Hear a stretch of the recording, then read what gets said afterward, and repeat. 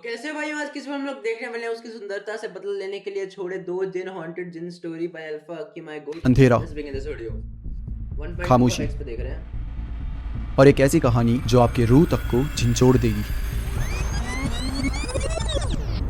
कुछ रिश्ते सिर्फ खून से नहीं होते, कुछ रिश्तों में खून बहाया भी जाता है। ओए हाय हेज़लनट्स की वजह से हमारी आज की कहानी की हेज़लनट नहीं शुरुआत होती है हेज़ल मरियम से। मरियम अपने दो बड़े भाइयों नहीं अशफाक और कैफ, इन दोनों से 12 साल छोटी है। ये दोनों भाई ट्विंस तो थे लेकिन आइडेंटिकल नहीं थे। और यहीं से शुरू होती है एक ऐसी दास्तां जो खूबसूरती और हसद के गहरे खेल को उजागर करती है। मरियम और उसके दोनों भाई अपने पूरे खानदान में सबसे अलग और सबसे ज्यादा खूबसूरत थे, क्योंकि इनकी माँ पाख्तून थी, जिनसे मरियम के पिता ईरान में जाकर मिले थे। दोनों में प्यार होता है और दोनों शादी कर लेते हैं। उसके बाद कई साल तक ये ईरान में रहे एंड देन ये वापस से इंडिया में शिफ्ट हो जाते हैं। अब जब इनके बच्चे होते हैं तो बाकी जो इनके खानदान में बच्चे हैं उनसे काफी ज्यादा अलग दिखते थे और दिखने में काफी ज्यादा सुंदर भी थे। ये इतने खूबसूरत थे कि कोई बोल भी नहीं सकता था कि ये इंडियंस भी है, मतलब एकदम गोरे चिट्टे, आंखों का कलर अलग, बहुत ही प्यारे। लेकिन इन्हें पता नहीं था कि इनके खूबसूरती का चार्म इनके जान का दुश्मन बन जाएगा। अब मरियम अपने परिवार के साथ एक बहुत बड़े जॉइंट फैमिली में रहा करती थी। दादा दादी रहा करते थे एंड उनके 3 बच्चे थे। पहले मरियम के बड़े पापा, सेकंड में आते हैं मरियम के पापा और थर्ड में आते हैं मरियम के चाचू जी। और इन तीनों के परिवार भी साथ में ही रह रहे होते हैं, मतलब इन सबके घर अलग अलग है लेकिन एक काफी बड़ा सा एरिया है जिसमें घर में काइंड ऑफ कनेक्टिविटी भी है। लाइक आप एक घर की छत से दूसरे घर में जा सकते हो और दूसरे घर की छत से तीसरे घर में जा सकते हो। अब मरियम की जो माँ थी वो एक अलग कल्चर की थी, इसलिए उन्हें हमेशा से अलग ट्रीट किया जाता था। और उन तीनों बच्चों को भी एक तरह से जेलिसी थी और ताने देना तो मानो जैसे कि वहाँ का रिवाज बन गया था। अब तो इन सबको उन सारी चीजों से फर्क भी पड़ना बंद हो गया था। अब जिंदगी आम तौर पर चल रही थी। वैसे तो परिवार में कई सारे लोग थे जो इनसे जलते थे, लेकिन जो सबसे ज्यादा जलता था वो थे इनके चाचू। मरियम के जो चाचू थे और चाचू का पूरा परिवार, चाचू चाची उनके बेटे, सब मरियम के परिवार से बहुत ज्यादा जलते थे। अब इसकी वजह क्या थी? दरअसल चाचू का एक बेटा था उबैद, और चाचू चाची चाहते थे कि उबैद की शादी मरियम के साथ हो। ये लेकर भी जाते ऑफर मरियम की शादी का, तो मरियम के घर वाले मना कर देते हैं। पहली बात तो मरियम बहुत छोटी थी और उबैद काफी बड़ा था। ऊपर से उबैद ना एक आइडल हस्बैंड तो बिल्कुल नहीं बन सकता था। वो हमेशा गुंडागर्दी करना और लफंगागिरी करते रहना, आए दिन जुआ खेलना, दारू पीना, ये सब करता रहता था। कोई ढंग की जॉब नहीं, कोई ढंग के मैनर्स नहीं, कुछ भी नहीं। और दूसरा ये था कि जब उबैद का रिश्ता लेकर आए तो जो मरियम के दोनों बड़े भाई थे वो हंसी मजाक में कहते हैं कि अरे चाचू चाची आप ये क्या क्या रिश्ता लेकर आए, उबैद कहाँ मरियम के साथ अच्छा लगेगा, उसको देखा भी आपने, कहाँ वो और कहाँ हमारी मरियम। और ऐसे ही मजाक उड़ाकर वो आपस में ही हंसने लग जाते हैं। अब जाहिर सी बात है कि ये बात ना तो उबैद को अच्छी लगती है ना उसके घर वालों को। उन्हें बहुत ह्यूमिलेटेड सा फील होता है, जिसके बाद वो वहाँ से चले जाते हैं। खैर वक्त गुजर जाता है और उबैद का निकाह भी फाइनल हो जाता है। जब निकाह फाइनल हुआ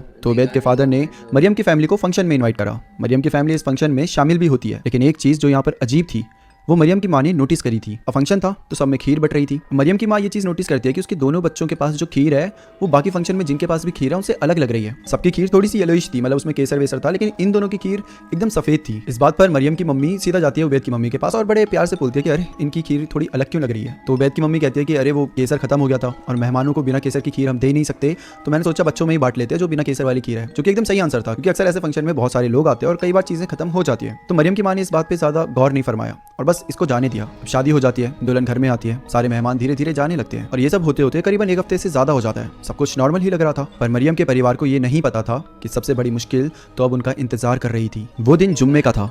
हर जुम्मे को मरियम के फादर और उसके भाई मस्जिद जाते थे। जब शाम का वक्त हुआ तो दोनों भाइयों ने जाने से मना कर दिया, ये बोलकर कि उनका मन नहीं है। मरियम के फादर गुस्सा करते हैं और चलने को बोलते हैं। दोनों किसी तरीके से तैयार हो जाते हैं, पर जैसे ही घर से बाहर निकलते हैं न जाने कैसे कैफ के पैर से खून निकलने लग जाता है। खून निकलते ही वो बोलता है कि मैं तो चल ही नहीं पाऊंगा और वो जाने से मना कर देता है। सबको बड़ा अजीब सा लगता है कि अभी तक ये नॉर्मल था, घर से निकलते ही इसको चोट कैसे लगी।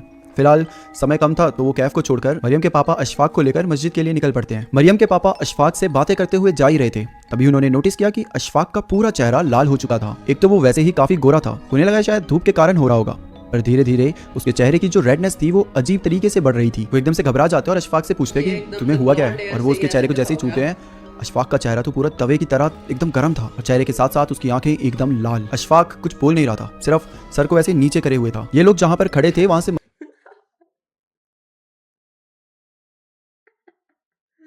सॉरी भाई। मस्जिद एकदम सामने ही यार अक्की भाई ये कुछ क्या। थी।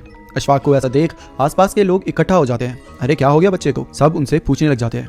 उस वक्त अजान का टाइम हो चुका था। अब वहाँ पे कुछ लोग होते हैं जो अशफाक को ऐसे देखकर ये भी बोलते हैं कि बच्चे को घर ले जाओ, अजान का समय हो रहा है और इस समय इसकी और हालत खराब हो जाएगी। वो ऐसा क्यों कहते हैं किसी को नहीं पता।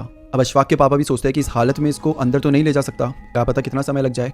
तो क्या करते हैं, दोनों घर की तरफ चल पड़ते हैं अब वापस जब घर जा रहे हैं तो अशफाक के पापा बार बार अशफाक से पूछ रहे हैं कि बेटा क्या हो गया, कुछ तो बताओ, लेकिन अशफाक कुछ नहीं बता रहा। लेकिन एक चीज़ वो नोटिस करते हैं कि जैसे जैसे घर करीब आ रहा है, जैसे जैसे ये लोग घर की तरफ जा रहे हैं, अशफाक का चेहरा धीरे धीरे करके नॉर्मल होने लगा है और उसका टेम्परेचर, जो अभी तक उसका चेहरा या उसका सर तवे की तरह तप रहा था, धीरे धीरे वो भी नॉर्मल होने लग गया है। और घर पहुंचते पहुंचते अशफाक एकदम नॉर्मल हो जाता है। अब जब ये घर पहुंचते हैं तो मरियम, उसकी मॉम सब आते हैं, बोलते हैं कि अरे इतनी जल्दी वापस कैसे। तो वो सारी चीज़ें समझा रहे थे कि अशफाक का चेहरा एकदम लाल सा हो गया, इसकी आंखें लाल हो गई, समझ ही नहीं आ रहा था क्या हुआ लड़के को, तो लाना पड़ा वापस से। ये सब बोल ही रहे थे कि तभी इनके घर में एक आदमी आता है। वो आदमी मस्जिद में साफ सफाई करता था। वो मरियम के पापा से बोलता है कि आपको इमाम ने बुलाया है। और जैसे वो इमाम का नाम लेते हैं, मरियम के पापा के मानो होश उड़ जाता है। वो बोलते हैं कि अरे ऐसा क्या हो गया, और वो सारा काम छोड़कर उस आदमी के साथ मस्जिद की तरफ चल पड़ते हैं। तभी मरियम एक चीज़ नोटिस करती है कि कैफ अपने ही कमरे में हल्का सा ऐसे खोलकर उस आदमी को बार बार गुस्से से घूर रहा होता है, जो आदमी अभी मस्जिद से आकर इनके पापा को लेकर गया था। और जिस तरीके से कैफ घूर रहा होता है वो बिल्कुल भी नॉर्मल नहीं था, वो बहुत गुस्से में था। मरियम के फादर और वो आदमी जैसे ही अब मस्जिद जाने के लिए सीढ़ियों से नीचे उतरने लगते हैं, तभी पता नहीं कैसे उस आदमी का पैर एकदम से फिसल जाता है और वो मुंह के बल गिरता है। पर इत्तेफाक की बात ये थी कि ऐसा लगता है जैसे उस आदमी को पता था कि वो गिरने वाला है। मतलब जब वो गिरता है तो ऑलरेडी उसने वो ऐसे कवर करके रखा था, जैसे कि उसे पता था कि मैं मुंह के बल ही गिरूंगा। अगर उसने कवर नहीं किया होता तो उसके मुंह बहुत गंदी तरीके से फट भी सकता था और बहुत चोट आ सकती थी। लेकिन उसने ऐसे कवर करके रखा था, अपने पूरा प्रोटेक्ट करके रखा था, तो उसे कुछ होता नहीं है। वो गिरता है और फिर खड़ा हो जाता है। सब आके पूछते हैं कि अरे आप सही तो हो ना, ठीक तो हो? आपके तो बोलते हैं हाँ सब कुछ बहुत अच्छे हैं, आपने हैक लगा रखा है, फ्री फायर गेम प्ले कर रहे हो आप, ग्लोबल आएगा आपके पास। ठीक है, तुम बस जल्दी से चलो, हमें जल्दी जाना है। और ये बोलकर ये दोनों वहाँ से मस्जिद के लिए निकल जाते हैं। इधर जैसे ये दोनों मस्जिद के लिए निकलते हैं, वहाँ पर कैफ अपने दरवाजे को बहुत ज़ोर से बंद कर देता है। मरियम की मम्मी भी जाती है कि अरे बेटा खोलो दरवाज़ा, ये वो करके, लेकिन कैफ भी अपने आप को बंद करके रखा हुआ है। और वहाँ पे अशफाक ने भी अपने रूम के दरवाजे को बंद कर दिया, दोनों ने अंदर से लॉक लगा दिया है।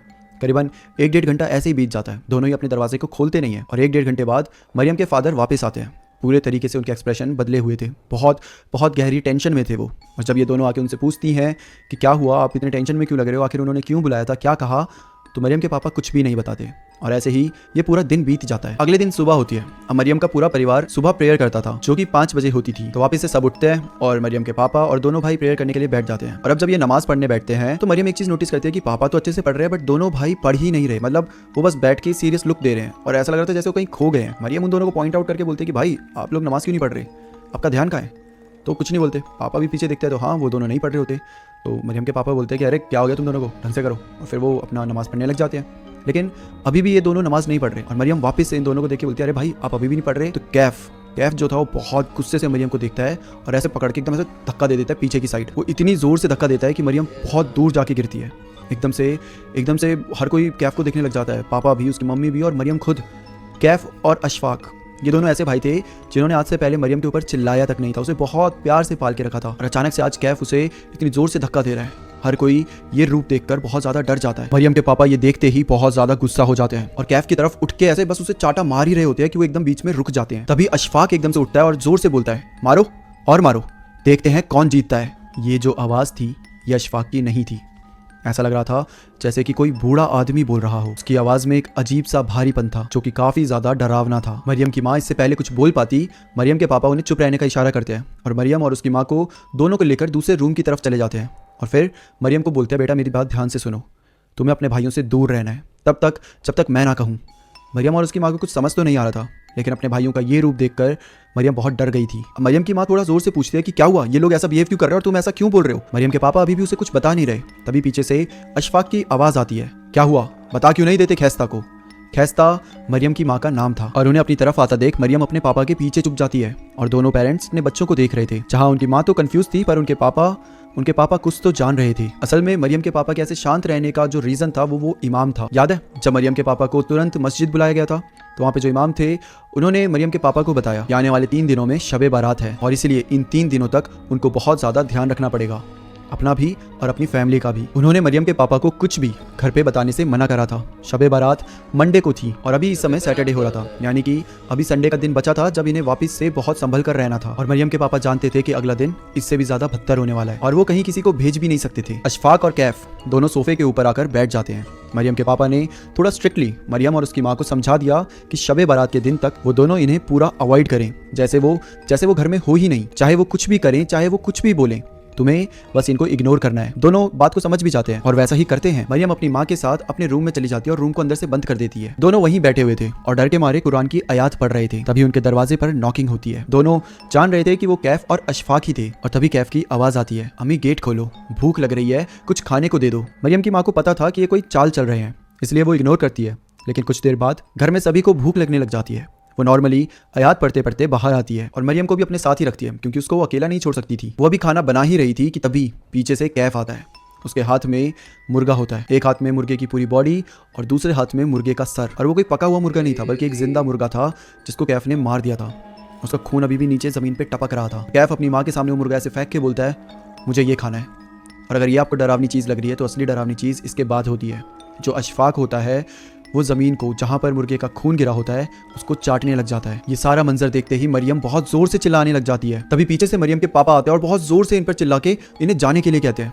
दोनों मरियम के पापा की ऐसे चीखती हुई आवाज़ को सुनकर बहुत चिढ़ जाते हैं। दोनों के एक्सप्रेशन भी बदल जाते हैं, लेकिन वो दोनों कुछ बोलते नहीं, सिर्फ अपने रूम में चले जाते हैं। और ये दिन भी उनका ऐसे ही डरते डरते बीत जाता है। रात में सब एक साथ एक रूम में सो रहे होते हैं। तभी आधी रात को ढेर सारे बर्तनों के गिरने की आवाज आती है। पहले तो ये उसे अवॉइड करते हैं, पर तभी कैफ की दर्द में चिल्लाने की आवाज आती है और वो सुनते ही दोनों पेरेंट्स से रहा ही नहीं जाता। वो अपने दरवाजा खोलते और भागते हुए उस आवाज का पीछा करते हैं। पीछे पीछे मरियम भी अपने मम्मी पापा के पीछे आ जाती है। वो दोनों कैफ के रूम के बाहर जाकर देखते हैं तो रूम में से कुछ सड़े हुए फ्लैश की स्मेल आ रही होती है और एक ऐसी स्मेल जैसे कि कोई सिगरेट पी रहा हो। काफी सारा धुआं भी उस रूम के अंदर ऐसे इकट्ठा सा हो गया होता है। अभी मरियम के पापा ऐसे ऐसे करके अंदर घुस ही रहे होते हैं, तभी अचानक से उस धुएं में से अशफाक का ऐसे हाथ आता है, मरियम के पापा के हाथ को पकड़ता है और तुरंत ऐसे रूम के अंदर खींच लेता है। ये देखते ही मरियम की जो माँ होती है और मरियम दोनों भागते हुए रूम के अंदर जा रहे होते हैं। और जैसे वो रूम के अंदर जाते हैं वो देखते हैं कि अशफाक और कैफ दोनों के चेहरे से खून सा निकल रहा होता है, जैसे कि मानो उन्होंने अपने नाखूनों से अपना ही चेहरा से नोच दिया हो। अभी वो ये मंजर देख ही रहे होते हैं कि तभी मरियम के पापा के चिल्लाने की आवाज आती है और वो चिल्लाते हुए इन दोनों को रूम से बाहर जाने के लिए बोल रहे होते हैं। लेकिन जैसे ही दोनों वापस जाने के लिए मुड़ती हैं, अशफाक दरवाजा बंद कर देता है और बहुत तेज तेज से हंसने लग जाता है। इतने पर मरियम काफी ज्यादा डर जाती है और जोर से चिल्लाने लगती है। उसकी आवाज़ उसके बड़े अब्बू यानी कि बड़े पापा के घर तक पहुंच जाती है और इसी वजह से जो उसके बड़े पापा होते हैं पहले तो आकर गेट में खटखटाते हैं कि सब कुछ ठीक तो है, लेकिन कोई भी गेट नहीं खोलता और चिल्लाने की आवाज़ें बढ़ती जा रही थी। जिसे सुनने के बाद मरियम के बड़े पापा अपने घर की छत में जाते हैं, उससे उनकी छत में आते हैं एंड देन दरवाजे के थ्रू नीचे तक आ जाते हैं। अब मरियम के बड़े पापा पहले अंदर घुसते हैं, उसके बाद जो गेट होता है उसे खोलने की कोशिश करते हैं जो कि खुल ही नहीं रहा होता। बहुत जोर से वो कोशिश कर रहे हैं, देन फाइनली वो गेट खुल जाता है, जिसके बाद मरियम की बड़ी स्टोरी सुनी थी ना जो पिछली जिन वाली, देखो मतलब तुम में से अगर किसी ने देखे हो वीडियो तो वो वाली में भी मैंने देखी थी। ये जिन वाली स्टोरी सेम सी थी, मतलब मम्मी और उनके जो कजन्स थे वो सब भी अंदर आ जाते हैं। अब ये मेन गेट से अंदर तो आ गए हैं, लेकिन जिस रूम में सब चल रहा है अब वो उसे खोलने की कोशिश करते हैं। वो रूम भी बंद है क्योंकि अंदर से अशफाक ने वो रूम बंद कर दिया है। तो ये पहले तो बहुत खोलने की कोशिश कर रहे हैं, देन बाद में ये सारे मिलकर इस दरवाजे को तोड़ देते हैं और जैसे ये रूम के अंदर घुसते हैं, ये रिकॉर्डिंग बंद हो गई थी को तोड़ देते हैं और जैसे ये रूम के अंदर घुसते हैं ये देखते हैं कि मरियम के पापा साइड में बेहोश पड़े हुए हैं। उनके सर पे एक जो फ्लावर का वास होता है उससे वार करा हुआ था और जो वहाँ नीचे पड़े हुए थे उसके बगल में वास भी पड़ा हुआ था। और वहीं उसी रूम में एक कोने में मरियम और उसकी माँ चुपचाप बैठी हुई हैं। ऐसा देखते ही जो मरियम की वहाँ पे बड़ी अम्मी होती है वो जोर जोर से चिल्लाने लग जाती है, जिसे सुनकर आसपास के पड़ोसी भी अब घर में घुस जाते हैं और एकदम से वहाँ पर जमावड़ा सा लग जाता है। और इतने सारे लोगों को देखकर अशफाक और कैफ एक कोने में खड़े हो जाते हैं और बहुत बहुत ज्यादा गुस्से की नजरों से मरियम के बड़े अब्बू को देख रहे होते हैं। असल में जो उनके बड़े अब्बू थे वो एक शेख थे जो कि सऊदी में रहते थे और शबे बारात के लिए अपने घर आए थे। और कैफ और अशफाक को देखकर वो समझ गए थे कि ये दोनों अपनी नॉर्मल हालात रहते थे। अल्फाक की भाई आपने तो कहा था कि ये तो साथ रहते थे पहले, ये चाचू ताऊ और ये मरियम में तो बिल्कुल नहीं है। उस वक्त वो वहाँ पर खड़े सभी लोगों को भेज देते हैं और बाहर से ही इन दोनों को अंदर रख के रूम को बंद कर देते हैं। मरियम के पापा की पट्टी वगैरह करते हैं, पानी डालकर उनको होश में लाते हैं और उन सबको अपने घर ले जाते हैं। मरियम के घर का दरवाजा उन्होंने जब लॉक करा तो एक काला धागा उन्होंने गेट के ऊपर बांध दिया था और सबको कहा कि इसे खोलना मत। अब मरियम, उसकी मम्मी और उसके पापा ये तीनों अपने बड़े अब्बू के घर आ जाते हैं। वहाँ आकर थोड़ा सा आराम करते हैं। मरियम के बड़े अब्बू भी कोई सवाल नहीं करते और सुबह का इंतजार करते हैं। और जैसी सुबह होती है खुद जो बड़े अब्बू होते हैं एक मौलाना को अपने घर ले आते हैं और तब मौलाना इन सबको बताते हैं कि आपके दोनों बेटों के ऊपर मरीद जिन का साया है और शबे बारात के दिन ये जो स्पिरिचुअल पावर होती है अपने एकदम हाई पर होती है और इसी वजह से इनका इलाज करना या इनसे पंगे लेने का मतलब है मौत को बुलाना। और इसलिए जो इमाम थे उन्होंने भी बोला था कि मंडे तक यानी कि शबे बारात खत्म होने तक हम उन्हें कुछ नहीं कर सकते, आपको 3 दिन कैसे भी गुजारने पड़ेंगे और उसके बाद हम इसका इलाज करेंगे। इसके बाद मरियम के अब्बू, बड़े अब्बू और वो मौलाना तीनों इन दोनों को, अशफाक और कैफ को मस्जिद ले जाते हैं पूरा दिन ये लोग वहीं रहते हैं। शाम को मरियम के अब्बू वापस आते हैं तो बताते हैं कि अब दोनों बेटों की हालत ठीक है, वो दोनों सही है, लेकिन अभी कुछ और दिनों तक वो मस्जिद में ही इमाम और बड़े अब्बू के साथ रहेंगे। और फिर मरियम के अब्बू बताते हैं कि हमारे दोनों बेटों के ऊपर किसी ने मरीद जिन छोड़ दिया था और वो कोई घर का ही है। और तब मरियम की माँ को याद आती है वो खीर वाला किस्सा, क्योंकि अक्सर किसी के ऊपर काला जादू या ऐसे जिन विन छोड़ने होते हैं तो अक्सर ये चीज़ें किसी सफ़ेद रंग के खाने के ऊपर ही करी जाती है। और इसीलिए बाकी सबकी खीर जहाँ थोड़ी सी येलोइश थी, इन दोनों की खीर एकदम सफेद। वैसे तो वो खीर मरियम को भी ऑफर करी गई थी, लेकिन मरियम को दूध वाली चीजें ज्यादा अच्छी लगती नहीं है और इसीलिए उसने खीर खाने से मना कर दिया था। और इस किस्से के बाद मरियम के पापा अपनी फैमिली को लेकर किसी दूसरे ही जगह शिफ्ट हो जाते हैं। अब ये जो चीज़ है ये इनके दिमाग में गड़ चुकी है, इसलिए ये लोग अपने फैमिली फंक्शंस में जाते हैं पर वहाँ पर कुछ भी खाते नहीं हैं, और अगर खाते भी हैं तो पूरे ध्यान से। और हर महीने या हर 2-3 महीने में ये लोग अपने लिए बहुत सारी चीज़ें भी करवाते हैं ताकि इनके ऊपर कोई काला जादू हो ना, या फिर अगर किसी ने कभी कर भी दिया तो एटलीस्ट उसका इलाज हो सके। और ये थी दोस्तों मरियम की दास्तां, एक ऐसी कहानी जो हमें सिखाती है कि कभी कभी आपके लिए खतरा घर के बाहर नहीं बल्कि घर के अंदर ही, अपनों के ही बीच में होता है। हसद और नफरत की आग जब अपनों के बीच लगती है तो उसका अंजाम कितना बुरा होता है ये आज की स्टोरी से हमें पता चलता है। और क्या आपने भी कभी अपने आसपास ऐसी अजीबोगरीब या ऐसी डरावनी घटनाएं नाइस वीडियो अल्फत की जी। मैं तो तारी वीडियो का बात करता हूँ बहुत ज़्यादा, आप ही मेरा चैनल चला रहे हो असल में तो। बाकी यार वीडियो अच्छी थी, जब वापस देख ले तुम लोगों को जाके देख सकते हो, लिंक डिस्क्रिप्शन में होगा, मेरे इंस्टाग्राम का लिंक डिस्क्रिप्शन में होगा, उससे फॉलो कर सकते हो। बाकी मिलते हैं अगले वीडियो में, तब तक के लिए बाय।